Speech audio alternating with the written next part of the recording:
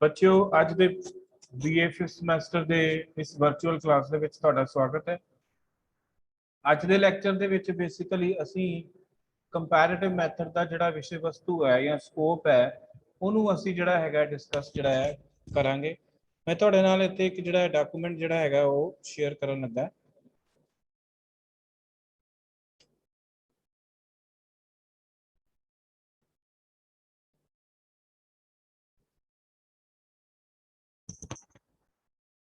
ठीक है जी, असी परसों वाले लैक्चर दे विच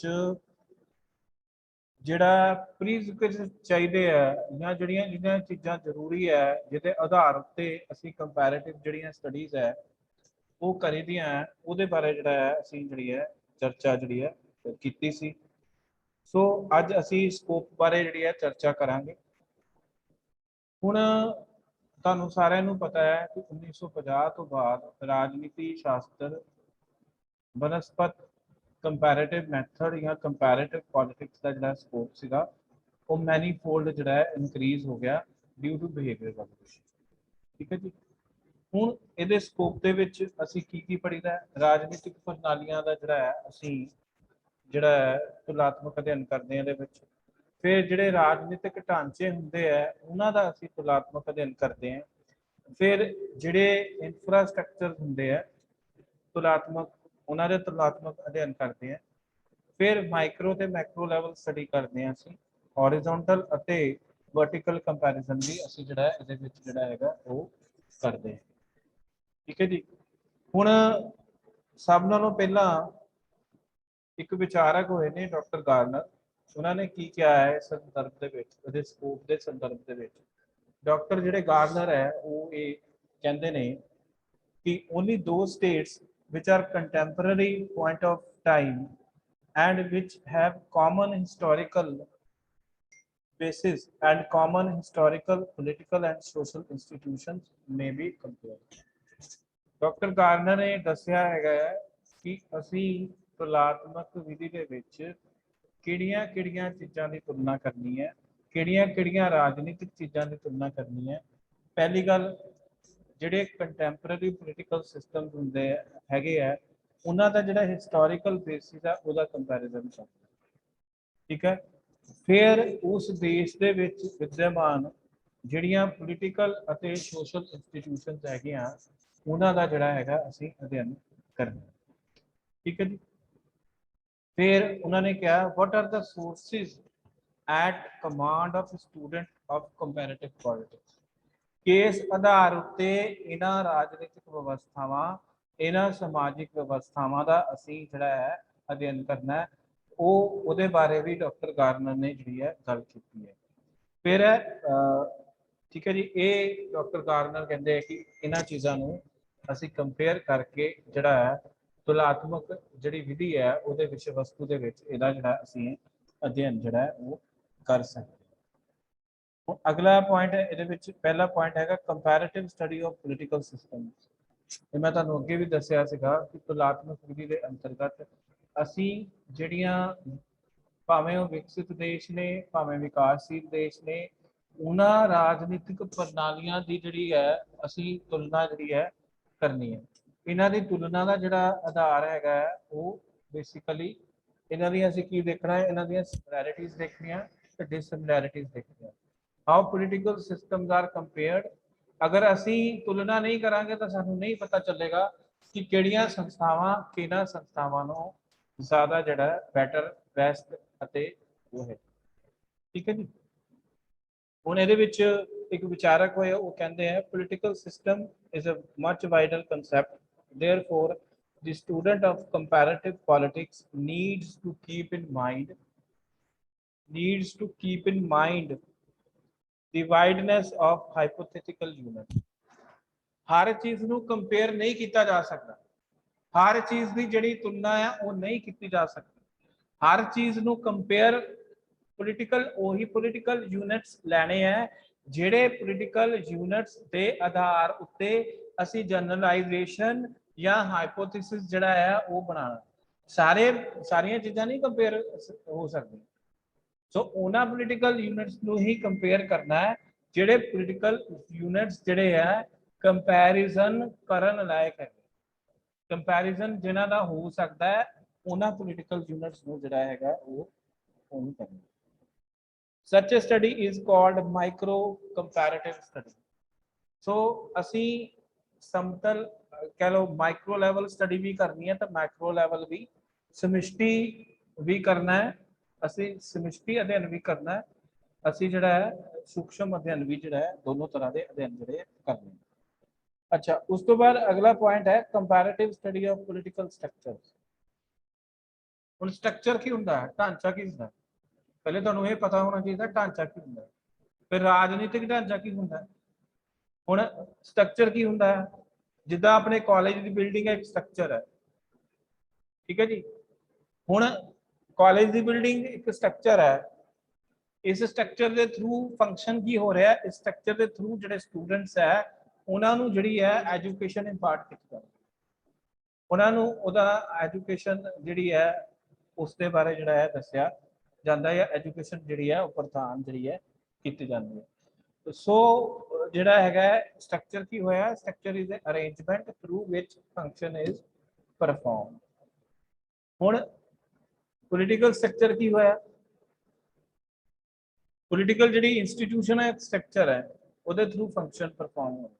ਜਿੱਦਾਂ ਪਾਰਲੀਮੈਂਟ ਇੱਕ ਸਟਰਕਚਰ ਹੈ, ਜਿੱਦਾਂ ਪ੍ਰੈਜ਼ੀਡੈਂਟ ਇੱਕ ਇੰਸਟੀਟਿਊਸ਼ਨ ਹੈ, ठीक है, प्राइम मिनिस्टर एक इंस्टीट्यूशन है, सो पार्लीमेंट एक इंस्टीट्यूशन है। ਇਹਦੇ ਥਰੂ ਕੀ ਕਰ ਰਹੇ ਹਾਂ ਅਸੀਂ, ਇਹਦੇ ਥਰੂ ਕਾਨੂੰਨ ਬਣਾ, ਠੀਕ ਹੈ ਜੀ। ਕਾਨੂੰਨ ਕਿੱਥੇ ਬਣਦੇ ਆ, ਪਾਰਲੀਮੈਂਟ ਚ ਬਣਦੇ, ਸੰਸਦ ਚ ਬਣਦੇ। ਸੋ ਕਹਿਣ ਦਾ ਮਤਲਬ ਇੱਥੇ ਇਹ ਹੈ ਸਟਰਕਚਰਸ ਦਾ, ਪੋਲੀਟੀਕਲ ਸਟਰਕਚਰਸ ਦਾ ਜਿਹੜਾ ਅਧਿਐਨ ਕੀਤਾ ਜਾਂਦਾ ਹੈ। ਡੇਵਿਡ ਈਸਟਨ ਜਿਹੜਾ ਹੈਗਾ ਉਹ ਕਹਿੰਦਾ ਕਿ ਦੋ ਤਰ੍ਹਾਂ ਦੇ ਪੋਲੀਟੀਕਲ ਸਟਰਕਚਰਸ ਹੁੰਦੇ ਆ, ਇੱਕ ਨੂੰ ਆਪਾਂ ਕਹਿੰਦੇ ਆ ਫਾਰਮਲ ਪੋਲੀਟੀਕਲ ਸਟਰਕਚਰ, ਦੂਸਰੇ ਨੂੰ ਅਸੀਂ ਕਹਿੰਦੇ ਆ ਨਾਨ ਫਾਰਮਲ ਪੋਲੀਟੀਕਲ ਸਟਰਕਚਰ, ਰਸਮੀ ਅਤੇ ਗੈਰ ਰਸਮੀ। ਹੁਣ ਗੈਰ ਰਸਮੀ ਰਾਜਨੀਤਿਕ ਢਾਂਚੇ ਕਿਹੜੇ ਹੁੰਦੇ ਆ, ਗੈਰ ਰਸਮੀ ਰਾਜਨੀਤਿਕ ਢਾਂਚੇ ਹੋ ਗਏ ਜਿੱਦਾਂ ਰਾਜਨੀਤਿਕ ਦਲ ਹੋ ਗਏ, ਪ੍ਰੈਸ਼ਰ ਗਰੁੱਪਸ ਹੋ ਗਏ, ਪਾਵਰ ਪੋਲਿਟਿਕਸ ਹੋ ਗਈ, ਇਹ ਸਾਰੀਆਂ ਚੀਜ਼ਾਂ ਨੂੰ ਅਸੀਂ ਜਿਹੜਾ ਹੈ ਰਸਮੀ ਢਾਂਚਿਆਂ 'ਚ, ਗੈਰ ਰਸਮੀ ਢਾਂਚਿਆਂ 'ਚ ਰੱਖਦੇ ਹਾਂ। ਔਰ ਰਸਮੀ ਢਾਂਚਿਆਂ 'ਚ ਵਿਧਾਨ ਪਾਲਿਕਾ, ਕਾਰਜਪਾਲਿਕਾ, ਨਿਆਂਪਾਲਿਕਾ, ਇਹ ਰਸਮੀ ਢਾਂਚੇ ਹੋ। ਸੋ ਇਹਦੇ ਵਿੱਚ ਇੱਕ ਹੋਰ ਗੱਲ, the comparison of American Congress with Parliament of India is a comparative।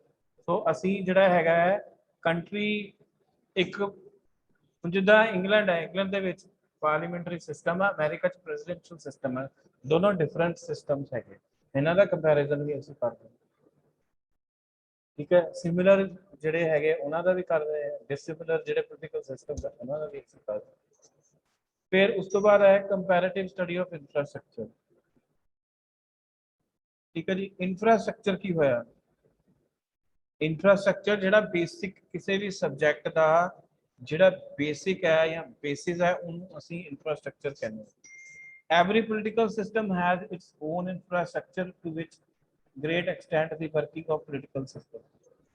ਸੋ ਹਰ ਜਿਹੜਾ ਵਿਸ਼ੇ ਹੈ ਉਹਦਾ ਆਪਣਾ ਇੰਫਰਾਸਟ੍ਰਕਚਰ ਹੁੰਦਾ ਹੈ, ਉਹਦੇ ਦੇ ਆਧਾਰਿਤ ਜਿਹੜਾ ਉਹ ਵਿਸ਼ੇ ਹੈ ਉਹ ਜਿਹੜਾ ਹੈ ਕੰਮ ਜਿਹੜਾ ਹੈ ਉਹਦੇ ਵਿੱਚ ਜਿਹੜਾ ਹੈਗਾ ਕੀਤਾ ਜਾਂਦਾ, ਠੀਕ ਹੈ ਜੀ। ਇਹਦੇ ਵਿੱਚ all such factors are infrastructure of political system। ਹੁਣ ਕਿਹੜੇ ਫੈਕਟਰਸ ਨੂੰ ਅਸੀਂ ਇੰਫਰਾਸਟ੍ਰਕਚਰ ਮੰਨਦੇ ਆ ਜਾਂ ਮੂਲਭੂਤ ਢਾਂਚਾ ਮੰਨਦੇ ਆ। ਇੰਫਰਾਸਟ੍ਰਕਚਰ ਦਾ ਮਤਲਬ ਹੈ ਮੂਲਭੂਤ ਢਾਂਚਾ, ਸੋ ਮੂਲਭੂਤ ਢਾਂਚਾ ਅਸੀਂ ਕਿਹਨੂੰ ਮੰਨਦੇ ਆ। all such factors are known as infrastructures of political system।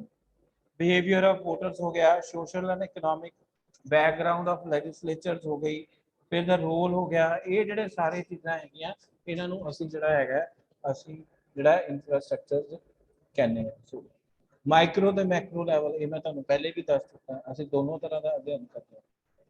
Micro and Macro level study depends upon micro field of study. we can make comparative study of a particular event is a micro। ਜਦੋਂ ਅਸੀਂ ਘਟਨਾਵਾਂ ਤੇ ਆਧਾਰਿਤ ਕੋਈ ਅਧਿਐਨ ਕਰਾਂਗੇ ਰਾਜਨੀਤੀ ਸ਼ਾਸਤਰ ਦੇ ਵਿੱਚ ਜਾਂ ਤੁਲਾਤਮਕ ਸ਼ਾਸਤਰ ਦੇ ਵਿੱਚ, ਤੁਲਾਤਮਕ ਵਿਧੀ ਦੇ ਵਿੱਚ, ਤਾਂ ਉਹਨੂੰ ਅਸੀਂ ਜਿਹੜਾ ਮਾਈਕਰੋ ਲੈਵਲ ਕਹਾਂਗੇ, ਠੀਕ ਹੈ ਜੀ। ਫਿਰ when a comparative study of a particular event it is known as micro study। for example in case study is made whether parliamentary system is suitable for India or not, then it is a macro। is a micro study. But in case we make a comparative study of Great Britain and India and try to find out which of the two is good, then it is known as macro study.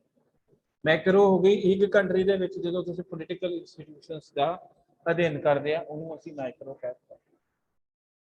ਠੀਕ ਹੈ ਜੀ, particular event ਦੀ ਜਦੋਂ study ਕਰਦੇ ਹਾਂ, particular ਜਿਹੜੀ ਹੈ ਘਟਨਾ ਦੀ study ਕਰਦੇ ਆ ਉਹਨੂੰ ਅਸੀਂ ਮਾਈਕਰੋ ਕਹਿੰਦੇ ਹਾਂ।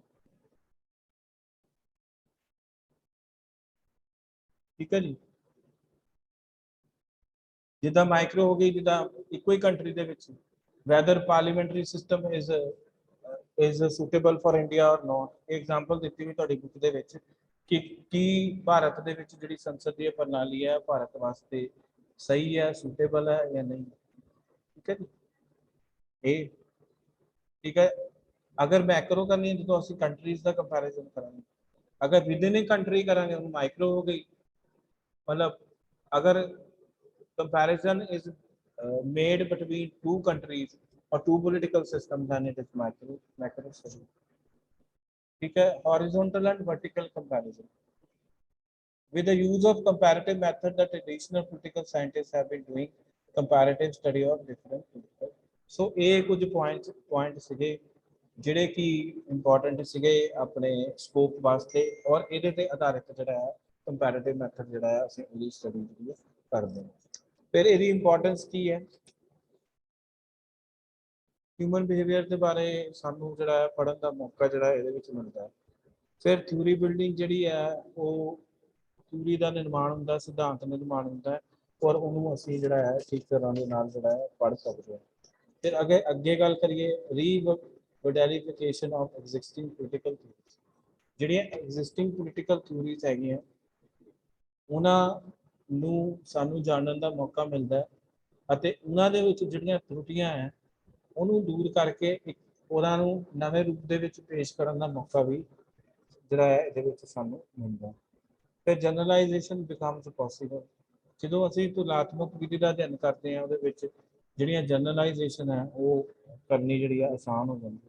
ਸੋ ਇਹ ਕੁਝ ਪੁਆਇੰਟ ਸੀਗੇ ਜਿਹੜੇ ਕਿ ਇਸ ਦੀ ਜਿਹੜੀ ਮਹੱਤਤਾ ਹੈ ਉਹਨੂੰ ਦਰਸਾਉਂਦੇ ਹਨ। ਫਿਰ difficulties in the way of comparative method. Unanimity ਨਹੀਂ ਹੈ, ਜਿਹੜੇ ਵੱਖ-ਵੱਖ ਵਿਚਾਰਕ ਹੈ ਵੱਖ-ਵੱਖ ਤਰ੍ਹਾਂ ਦੇ ਵਿਚਾਰ ਦਿੰਦੇ ਆ, ਔਰ ਉਹਨਾਂ ਵਿਚਾਰਾਂ ਦੇ ਵਿੱਚ ਜਿਹੜੀ ਹੈ ਇੱਕ ਰੂਪਤਾ ਨਹੀਂ, ਯੂਨੈਨਿਟੀ ਨਹੀਂ। ਇਹ ਇੱਕ ਬਹੁਤ ਵੱਡੀ ਪ੍ਰੋਬਲਮ ਹੈ ਕੰਪੈਰੀਟਿਵ ਮੈਥਡ ਦੀ। ਫਿਰ gap between theory and practice. ਸਿਧਾਂਤ ਦੇ ਵਿੱਚ ਦੇਖਣ ਨੂੰ ਚੀਜ਼, ਲਿਖਤ ਰੂਪ ਦੇ ਵਿੱਚ ਦੇਖਣ ਨੂੰ ਚੀਜ਼ ਉਹ ਬਹੁਤ ਵਧੀਆ ਲੱਗਦੀ ਹੈ, ਪਰ ਜਦੋਂ ਅਸੀਂ ਪ੍ਰੈਕਟਿਸ 'ਚ ਗੱਲ ਕਰਦੇ ਹਾਂ ਉਹ ਚੀਜ਼ ਜਿਹੜੀ ਹੈ ਵਧੀਆ ਨਹੀਂ ਲੱਗਦੀ। फिर प्रॉब्लम ऑफ फैक्ट फाइंडिंग। ठीक है, प्रॉब्लम हैगी फैक्ट फाइंडिंग, मतलब फैक्ट फाइंड करने जड़ा है पॉसिबल नहीं, ये भी एक प्रॉब्लम है। सो ये कुछ प्रॉब्लम सीगियां, ਇਹਦੇ ਨਾਲ ਤੁਹਾਡਾ ਇਹ ਚੈप्टर खत्म ਹੁੰਦਾ ਔਰ ਤੁਹਾਡਾ ਜਿਹੜਾ ਹੈ ਆਪਣੇ ਕਹਿ ਲਓ ਕਿ ਤੁਹਾਡਾ ਇਹ ਯੂਨਿਟ ਵੀ ਜਿਹੜਾ ਹੈ ਉਹ ਖਤਮ ਹੁੰਦਾ। ਤੇ ਕੱਲ ਤੋਂ ਅਸੀਂ ਜਿਹੜਾ ਹੈਗਾ ਇੰਗਲੈਂਡ ਦਾ ਜਿਹੜਾ ਸੰਵਿਧਾਨ ਹੈ ਉਹਦੀ ਸ਼ੁਰੂਆਤ ਕਰਾਂਗੇ।